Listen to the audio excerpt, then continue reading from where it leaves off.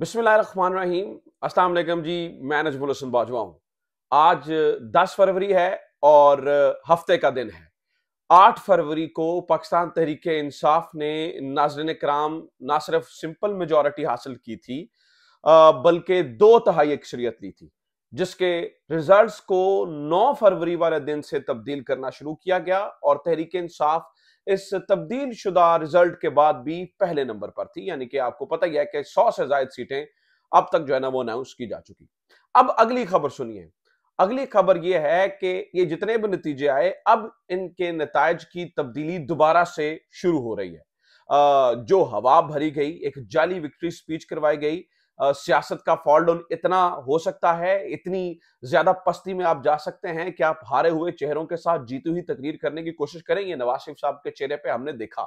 लेकिन अब प्रैक्टिकली ये हो रहा है कि जितनी ज्यादा सीटें तहरीके इंसाफ से छीन कर पाकिस्तान मुस्लिम लीग नून को, पाकिस्तान पीपल्स पार्टी को और खुसूसन एमक्यूएम के दरमियान बंदर बांट की तरह बांटी गई थी, नाज़रीन इकराम उनके वापस मिलने का टाइम हुआ चाहता है।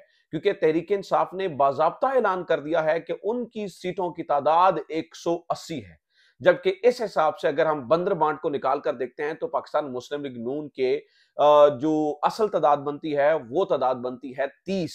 और इसकी रिवर्स यानी कि इसकी तब्दीली का टाइम भी शुरू हो गया है। मतलब ऑफिशियली कुछ सीटें अब नून से लेकर तहरीक इंसाफ को देने का सिलसिला कार शुरू हो चुका है। अभी ये शुरुआत हुई है शांगला से, लेकिन इस शुरुआत को आप इब्तदा ही समझिए, क्योंकि इसकी आखिर इस बात पे होगी क्योंकि जो सबूत तहरीक इंसाफ सामने ले आई है, जो जिस तरह से इमरान खान ने कहा था ना वोट की हिफाजत करना, तहरीक इंसाफ ने इतना शानदार काम किया है कि जो सबूत वो सामने ले आए हैं, बात अब शांगला तक रुकेगी नहीं। सीट यास्मीन राशिद की भी वापस मिल रही है, सीट कैसरा इलाही की भी वापस मिल रही है, सीट ईमान ताहिर की भी वापस मिल रही है, सीट ताहिर सादिक की भी वापस मिल रही है। और जो यहाँ पे गुजरात में सीटें चोरी की गई वो भी वापस मिल रही हैं। जो रावलपिंडी डिवीजन में सीटें चोरी की गई वो भी वापस मिल रही हैं। जो इस्लामाबाद डिवीजन में इस्लामाबाद में चोरी की गई वो भी वापस मिल रही हैं।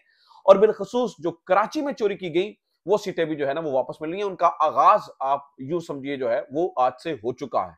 तो ये सीटें कैसे मिलेंगी, तहरीक इंसाफ ने जो सबूत सामने लेके आई है वो क्या सबूत हैं, और किस तरह से अब ये इस पुर खतर दौर के अंदर भी तहरीक इंसाफ ये सीटें अपनी वापस हासिल करने जा रही है, जो कि कुल मिलाकर अभी 180 बनती हैं। और जब मखसूस नशिस्तें वापस मिलेंगी तो उसके बाद तो आप इन सीटों को आप देखेंगे ये 2 तिहाई से भी बात जो है ना वो ऊपर चली जाएगी। क्योंकि 342 अभी 266 में से 180 तहरीक इंसाफ की हैं। तो जब मखसूस नशिस्तें मिलती हैं तो फिर बात कहां से कहां चलेगी। ये सब कुछ कैसे होगा, ये क्या हो रहा है, अब तक की क्या अपडेट्स हैं, इन तमाम चीजों की तफसीलात मैंने आपके सामने रखनी है। आगे बढ़ने से पहले दरखास्त ये है कि अगर आपको हमारी एफर्ट्स अच्छी लग रही हैं, चैनल को सब्सक्राइब जरूर कर लीजिए प्लीज। आपकी सब्सक्रिप्शन मैटर करती है। हमने कोशिश किया है सोशल मीडिया पर सच्चाई के साथ खबरें आप तक पहुंचाने की, ताकि इलेक्ट्रॉनिक मीडिया पर होने वाले प्रोपेगेंडा को काउंटर किया जा सके। तो आप हमारा साथ जो है ना वो इस सफर में जरूर दीजिए। अच्छा जनाब, खबरें सुनते जाइए कि क्या क्या हुआ है। सबसे पहले तो मैं आपको बता दूं कि ये सीटें जो जिनको मैं बता रहा हूं ना कि ये चोरी की गई, ये कैसे चोरी की गई, इनके लिए क्या तरीकाकार अपनाया गया, इसकी कहानी ऑन एयर टीवी के ऊपर बैठकर मुजीबुर रहमान शामी ने सुनाई है, एक वाकये के जरिए। मुजीबुर रहमान शामी साहब आपको पता है वो प्रो नून लीग साफी हैं, हमेशा किसी भी तरीके से कोई भी पीटीआई के हक में बात नहीं करते, लेकिन वो भी बोल पड़े हैं। और मैं आपको बताऊं कि ना सिर्फ मुजीबुर रहमान शामी बल्कि बहुत सारे ऐसे एंकर्स जो कि स्टूडियो में बैठकर जिन्हें पता था ग्राउंड रियलिटीज का, वो भी मुआफिया मांग रहे हैं। वो मुआफी मांग रहे हैं कि हमारे साथ गलत असेसमेंट हुई। उनके नाम भी बताता हूं, लेकिन सबसे पहले मुजीबुर रहमान शामी की कहानी सुने। उन्होंने एक वाकया सुनाया लिया का।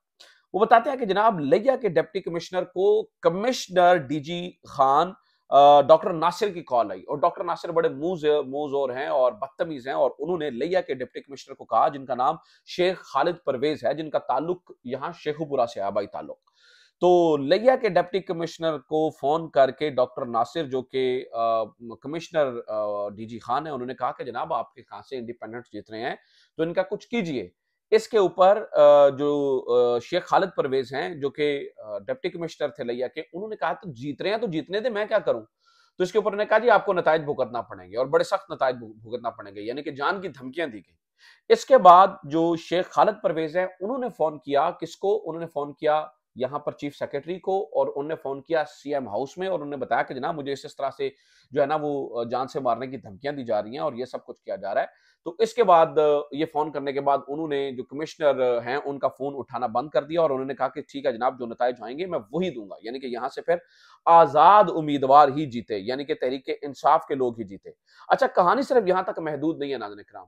कहानी ये है इन चोरीशुदा सीटों का, और ये सारा वाकया आपको सुनाने से पहले और किस तरह से वापस मिल रही हैं, ये सुनाने से पहले मैं बताऊं कि कहानी, अब तीर जो है ना वो तरकश से निकलकर कमान में आके बहुत दूर चला गया है और तीर जो है ना वो फेंक दिया गया है। सुने जनाब, कहानी ये है कि एक तो अमेरिका का स्टेट डिपार्टमेंट बोल पड़ा है। अमेरिका के स्टेट डिपार्टमेंट ने कहा है, मैं वो पढ़ के सुना देता हूं। उन्होंने कहा है कि जनाब इसकी जो है ना वो तहकीकात होनी चाहिए। जिस तरह से जो है ना उन्होंने कहा, मैं आपको पढ़ के सुनाता हूं। उन्होंने कहा जी, millions of Pakistanis made their votes heard by voting Pakistan's elections on February 8 with record number of Pakistani women, members of the religious and ethnic minority group and youth registered. We commend the Pakistani poll workers, civil society, journalists, and election observers for their work to protect and uphold Pakistan democratic and electoral institution. We look forward to timely complete the results that reflect will of the Pakistani people. उसके बाद उन्होंने कहा जी, हमें ये पता चला है और we join the international and local election observers in their assessment that these elections expressions association and peaceful assembly. We condemn the electoral violence, restrictions on the exercise of जो है ना वो human rights and fundamental freedoms, including attacks on media workers and restrictions services. And we are concerned about the allegations of interference in the electoral process. Claims of interference or fraud should be fully investigated. तो fraud को और interference को investigate होना चाहिए। इसके बाद नाज़रीन किराम, अमेरिका के मेरे ख्याल से डजन्स ऑफ द जो पॉलिटिशियंस हैं और कांग्रेसमैन हैं, उन्होंने ये कहा कि जनाब जी हाँ, पाकिस्तान के अंदर जो कुछ हो रहा है इसके ऊपर जो है ना वो मुकम्मल तहकीकात होनी चाहिए। इसके बाद इंटरनेशनल जो पेपर्स थे, इंटरनेशनल वेबसाइट्स, इंटरनेशनल न्यूज़पेपर्स, उन्होंने बोला और उन्होंने कहा कि ये क्या हो रहा है, ये किस तरह के जो है ना वो इलेक्शंस हो रहे हैं, ये यानी कि इसके ऊपर बात हुई। और फिर नाज़रीन इकराम क्या हुआ, फिर ओवरसीज पाकिस्तानी सामने आए और ओवरसीज पाकिस्तानी सामने आकर उन्होंने 3 बातें कही। उन्होंने कहा जी, जो कुछ हो रहा है ये आपके सामने है, अब हम इसको चुप करके बैठ के देख नहीं सकते। हम क्या करने जा रहे हैं, हम 3 कदम उठाने जा रहे हैं। सबसे पहले, अगर इन्वेस्टिगेशन नहीं होगी, अगर आपने ये काम नहीं करना, तो हम 3 काम करेंगे। सबसे पहले, cut down the overseas Pakistani transactions to the 50%। हम जो आपको ये बिलियन ऑफ डॉलर्स भेजते हैं हर साल, यानी कि 32 बिलियन डॉलर भेजते हैं, हम उनको 50% पे ले आएंगे, यानी कि 16 बिलियन डॉलर कर देंगे। दूसरा उन्होंने कहा, strictly attach IMF loans to the transparent and verifiable democracy. हम जो ये IMF का लोन आपको मिलना है, ये ओवरसीज पाकिस्तानी बाहर कह रहे हैं। डॉक्टर आसिफ महमूद ने आके बाहर कहा, हम ये कोशिश, क्योंकि ये बड़े पावरफुल है वहां पे, तो उन्होंने कहा जी, हम ये जो IMF के साथ लोन प्रोग्राम है, ये भी आपका ये कहेंगे कि आपने वो जो वेरीफाइबल जो डेमोक्रेसी है उसके साथ, यानी कि जो सही नतीजा जब तक नहीं देंगे तब तक हम आपको पैसे नहीं मिलेंगे। फिर जनाब उन्होंने कहा जी, congressional hearing focused on the elections rigging and irregulations to hold elements behind the responsible with the appropriate actions. तो जिन्होंने, जो लोग इस धांधले के पीछे रहे, उनके खिलाफ आपने कार्रवाई करनी है। ठीक है, तो लिहाजा ये जो प्रेशर है एक माउंट अप करता जा रहा है, और वो प्रेशर जो है वो नाज़रीन किराम वो इतना ज्यादा हो गया है कि अब उसके बगैर जो है ना वो इन्वेस्टिगेशन के बगैर गुजारा नहीं। तो इसका हल क्या है अब, फिर के नतीज क्या निकले हैं नाज़रीन किराम? नताइज ये निकलने हैं कि पाकिस्तान तहरीके इंसाफ अपने तमाम सबूत सामने लेकर आ चुकी है, और वो तमाम सबूत क्या हैं? वो तमाम सबूत हैं फॉर्म 45 की हैसियत के अंदर। जितने, मतलब तहरीके इंसाफ के लोगों ने ये जितनी सीटें हैं, जितनी क्लेम की जा रही हैं 180 के ऊपर, 180 यानी कि जो 100 तो आ गई, जो 80 सीट्स नई तहरीके इंसाफ को दी गई, उन 80 सीट्स के ऊपर तहरीके इंसाफ ने फॉर्म 45 इकट्ठे कर लिए हैं, और उन फॉर्म 45 को लेकर बहुत सारे, यानी कि तमाम जो हैं सीटें, उनके ऊपर चैलेंज किया जा रहा है। अब तक की मेरी इतलात के मुताबिक कैसरा लाही का जो हल्का है उसको चैलेंज किया जा रहा है, यास्मीन राशिद ने ऑलरेडी चैलेंज कर दिया है, मेजर ताहिर सादिक जो है ना वो चैलेंज कर रहे हैं, यानी कि जहां जहां पर ज्यादतियां हुई हैं नाज़रीन किराम, वहां पर जो है ना उनको चैलेंज किया जा रहा है। और असल बात जो है वो सबको समझ आ चुकी है कि तहरीक इंसाफ की जो असल पॉइंट पोजीशन है वो असल जो है वो 180 तक है अभी। और इस हिसाब से देखा जाए तो जो 30 के करीब सीटें हैं ये छीन कर जो है वो पाकिस्तान मुस्लिम लीग नून को दी गई, और जो 50 के करीब सीटें हैं वो छीन कर एमक्यूएम में और पाकिस्तान पीपल्स पार्टी के अंदर जो है ना वो बांटी गई, क्योंकि एमक्यूएम का तो शेयर ही नहीं बनता। जो एमक्यूएम ये 17-20 सीटों के ऊपर जा रही है, एमक्यूएम का शेयर ही नहीं बनता। ये तो 4-5 सीटों वाली जमात है, इसको 17-20 सीटें पाकिस्तान तहरीक इंसाफ की सीटें जो है ना वो छीन कर दी गई हैं। अब इसका मैं आपको सबूत देता हूं। सबूत किस तरह से देता हूं कि किस तरह से पाकिस्तान तहरीक इंसाफ की सीटें छीनी गई। इसका सबूत देखिए नाज़रीन किराम, एक हल्का है जो कि खालिद मकबूल सिद्दीकी साहब वाला हल्का है। उसके अंदर खालिद मकबूल सिद्दीकी साहब को वोट मिले हैं 71,536, और जो इनके मुकाबले में जो बंदा हारा यानी कि इंडिपेंडेंट, उसका नाम है अरसलान खालिद, और उनको वोट, इनका ताल्लुक तहरीक इंसाफ से, और इनको वोट मिले हैं 58,246। अब जब हकीकत में जब आप फॉर्म 45 को खोलते हैं तो जो हकीकत पता चलती है वो ये पता चलती है कि तहरीक इंसाफ के वोट जो हैं वो 58,000 नहीं है, बल्कि 1,57,790 वोट है, 789। जमात इस्लामी के यहां से वोट है 55,332। एमक्यूएम लंदन ने भी यहां से वोट हासिल किया है, वे हैं 19,602, जो कि आफ्ताब बाकी ने वोट हासिल किए हैं। और जो एमक्यूएम पाकिस्तान ने वोट हासिल किए हैं वो हैं 13,456, यानी कि खालिद मकबूल।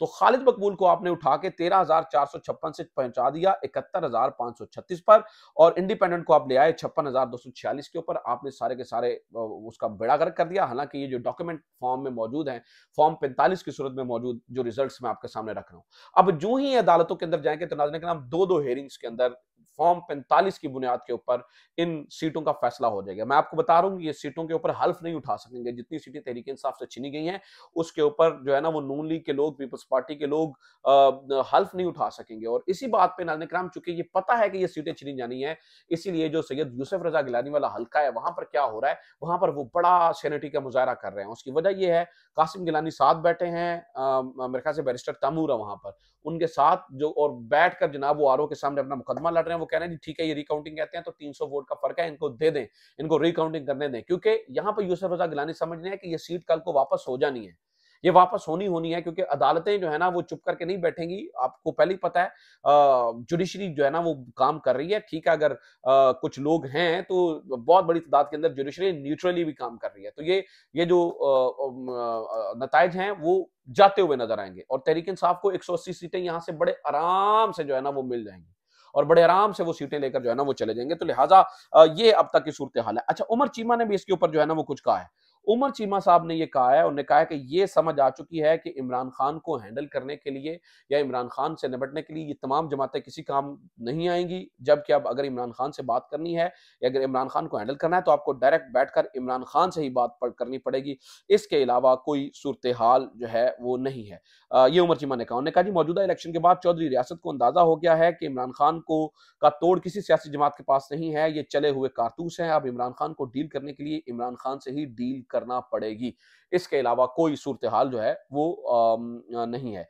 अच्छा जनाब, मैं आपको ये भी बता दूं कि ये भी बताया गया है जी तहरीक इंसाफ के जो ये वोट रुके हुए हैं, अब 3 दिन हो गए हैं, अभी तक रिजल्ट्स पूरे नहीं आ रहे हैं। अभी भी जो है ना वो मेरे ख्याल से 13 सीटों का रिजल्ट बाकी है, और तहरीक इंसाफ की जो है ना वो सीटें बढ़ ही नहीं रही हैं, 100 तक रोक के रखा गया है। इसके बारे में पता ये चला है कि किसने लिखा है, मेरे ज़हन में नहीं रहा, लेकिन पता चला है कि बताया गया है तहरीक इंसाफ को 100 से ऊपर नहीं जाने देना आपने। तो इसलिए आज तीसरे दिन तक जो है ना वो रिजल्ट रोक के रखा गया है। मुझे लगता है कि तहरीक इंसाफ 104 105 सीटों तक जो है ना वो महदूद उसको करने की कोशिश की जाएगी। अब इसमें से कुछ जेन्युइनली जो आज़ाद हैं उनको आपको एलिमिनेट करना पड़ेगा, 2-3 लोग होंगे वो भी, तो 100 तक तहरीक इंसाफ की सीटें जो है ना वो बनेगी। लेकिन असल तहरीक इंसाफ की सीटें 180 हैं, और वो भी आपके सामने है। फिर जनाब अगली कहानी सुने। अब जो ही इलेक्शन हो गए हैं तो कुछ मूड भी बदला नजर आ रहा है। धड़ाधड़ तहरीक इंसाफ के चेयरमैन की जमानतें मंजूर होना शुरू हो चुकी हैं। इस वक्त तक आज वो जो 9 मई वाली मामले हैं उनमें 12 जमानतें मंजूर हुई हैं, 12 जमानतें मंजूर कर ली गई हैं। आगे भी चीजें जो है ना वो यकसर बदलती हुई नजर आ रही हैं। So let's see where things go. अपना ख्याल रखिए। खुदा हाफिज। पाकिस्तान जिंदाबाद।